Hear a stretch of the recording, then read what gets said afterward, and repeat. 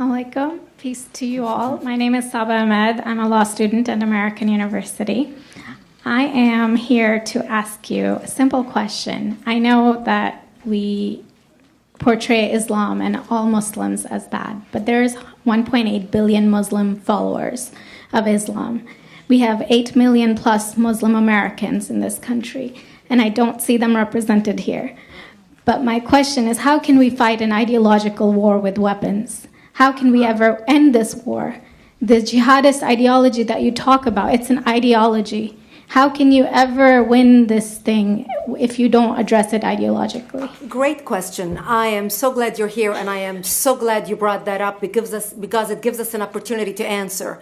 What I find so amazing is since the beginning of this panel, which we are here about Benghazi attack against our people, not one person mentioned Muslims. We are here against Islam, or we're launching war against Muslims. We are here to discuss how 4 Americans died and what our government is doing.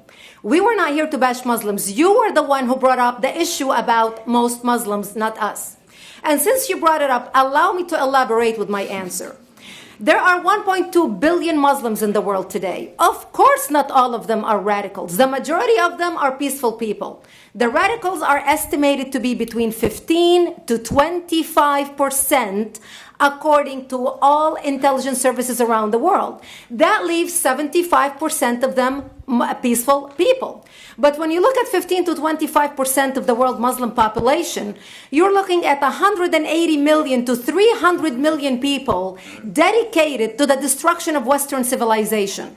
That is as big of the United States. So why should we worry about the radicals, 15 to 25%?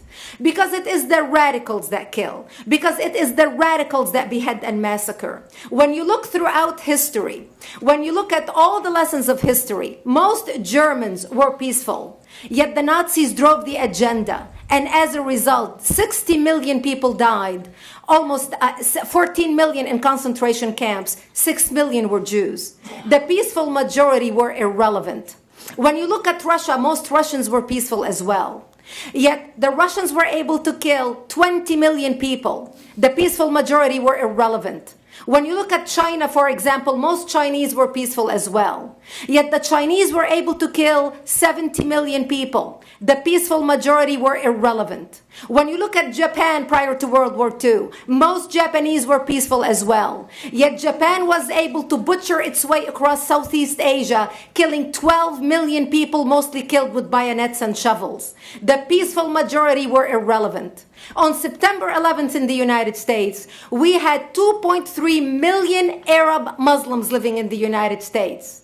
It took 19 hijackers, 19 radicals to bring America down to its knees, destroy the World Trade Center, attack the Pentagon, and kill almost 3,000 Americans that day. The peaceful majority were irrelevant. So for all our powers of reasons and us talking about moderate and peaceful Muslims, I'm glad you're here. But where are the others speaking out? And since you are the only Muslim representative,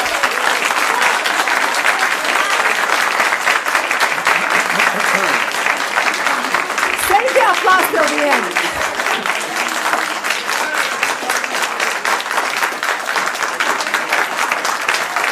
Thank you. Thank you. And since you're the only Muslim representative in here, you took the limelight instead of speaking about why our government, and I assume, are you an American? You're an American citizen. So as an American citizen, you sat in this room and instead of standing up and saying a question or asking something about our 4 Americans that died and what our government is doing to correct the problem, you stood there to make a point about peaceful, moderate Muslims. I wish you brought 10 with you to question about how we can hold our government responsible.